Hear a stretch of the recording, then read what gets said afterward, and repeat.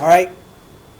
Good morning, everybody. It is Monday, and we've got Thanksgiving. We got we've got a 2.5 day week. Isn't that nice? Not that it really matters to you guys because you don't come to school, but I come to school every day, and here I am.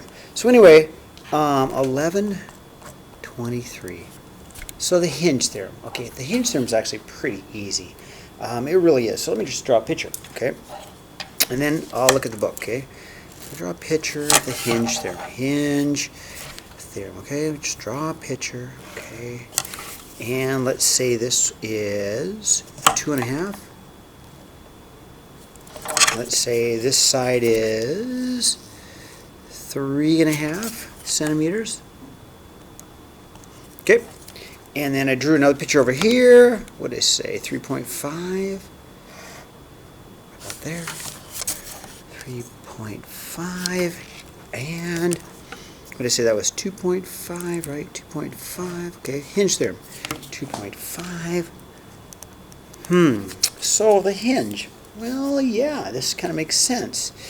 This one is opened up more. It's a bigger angle than this one. So what's the most obvious conclusion? Well, that this side here must then be bigger. I know, pretty obvious, huh? This side here must be bigger than this side here, right? That seems pretty obvious. So if this angle's, these are equal, and it's like a hinge opening up, then in this case, angle A and angle B, obviously angle A has got to be greater than angle B. If the two sides are equal, if that is equal and this angle is bigger than this angle, then this side is bigger. So let's just say that this is BC. Oh, let's change these around. I don't want AB. Let's put X, Y, Z. So angle A is bigger than angle X. Sorry, so sloppy, you guys. And then I also know then that BC must be greater than YZ. Okay, so let's check it out. If these are equal, right? But the angle's bigger than the side. This side must be bigger than the side. The hinge. And let's see what the book says. Okay, so if I go to the book, what's it say? Hinge theorem. If two sides of one triangle, okay, two sides of one triangle are congruent to each other, that one's equal to that one, that one's equal to that one, right? And the included angle of the first is larger than the second, then the third side's bigger. So what they say, here it is. Then this side has got to be larger than that side. Yeah, that makes sense. If that angle's bigger, then that side's equal. And then just the opposite, the converse of that is just saying the opposite, okay? If two sides are equal in two different triangles, right? And if the third side is bigger, then we know the angle is bigger. So this angle, angle C, has got to be bigger than angle F. And that's the hinge theorem. It's pretty easy, okay? So let's go ahead and just apply the hinge theorem, which won't be hard to apply. There's one hard problem that we'll go over and do together, but we'll wait until the bottom. So here we go. What do we know? Well, I know that that side's equal to that side's equal to that side, right?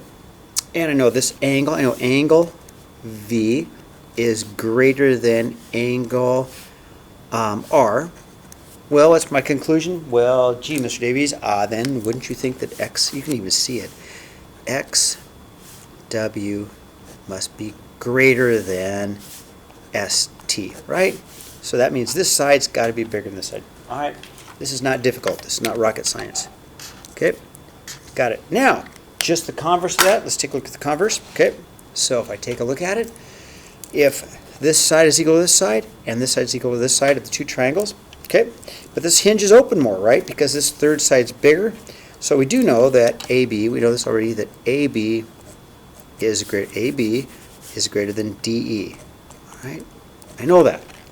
Now the AB, this side is bigger because it's 12 and 9, right? It's got to be. So then what do we know? Well, then we also know then that angle C must be greater than angle F. Wow, how hard is that? Now, let's take a look at 5. 5 will be on your test. One like 5 will be on your test. Okay, here's what we know, okay? All right, so this side is equal to this side. and they both share this side right here, okay? Right, so if I take a look at it, then what they're comparing are these two sides here. Let's kind of turn around. And I could redraw it if you need me to. I could redraw this triangle here. I could redraw the 84, this triangle. Put the 84 here, and the 6x minus 16 here. And they both share this side, and that side's equal, and then this, they obviously share that side. Okay, so you know that they're equal, okay? If that's the case, then we know that the 84, this 84 angle, the 84 degrees, is obviously bigger than an angle of 37 degrees, right? So then we also know this, that the 6x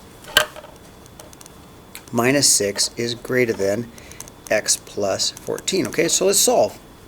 So if I solve, minus x, right? Minus x, let's just solve. 5x minus 6 is greater than 14. Plus 6, I've got a 5x is greater than 20. X must be greater than 4. Okay, so for a second I want to look at my answer. I want you to think about this. It's important. Okay, now this side must be bigger, right? So if I plug in 4 into both, okay, clear. If I go 6 times 4 minus 16, I get an answer of 8. Okay, and if I plug in 4 in here, 4 plus 14, I get 18. Okay, so that doesn't make any sense.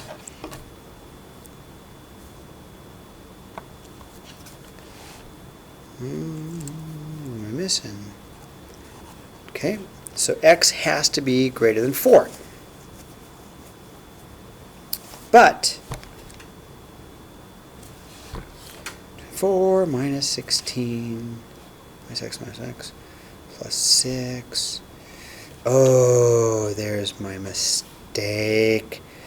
36. I knew something wasn't right. It is obviously, okay, 6. Now let's try my little problem. Sorry about the mistake.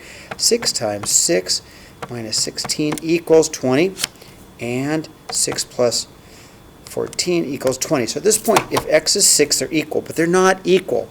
So it has to be bigger than 6 for this to work, okay? Now, there's another thing that's really important, and that is this. This side right here, which is the smaller side, can't be 0. Can't be 0. So there's another piece of this we also have to say, and that x is plus 14 must be greater than or equal to 0. Okay, think about this. It has to be. If this side is 0, there's no triangle. So there's another piece. So minus 14, x has to be greater than or equal to negative 14. So we have two parts to this question. Sorry about the mistake here. Oh, well, you know, it's Monday. Plus 16, got it. Okay, anyway, so on these you need two answers. One is to solve it and get what x has to be greater than. For this side to be bigger than this side, x must be greater than 6. Don't make a dumb mistake like I did. And another piece is this, super important, and that you also have a constraint on this side. And this is the hard part. You have to remember that x has to also be greater than or equal to negative 14, because you can't have, actually it has to be greater than, not even equal, because then you get 0. You can't have a triangle. It has to be greater than, not even equal to. Boy, I'm having a heck of a morning, aren't I? Anyway, it has to be greater than negative 14 because this triangle has to exist. Okay, and that's all I have. Hopefully I didn't mess you up too bad, but we'll talk about this again during Zoom.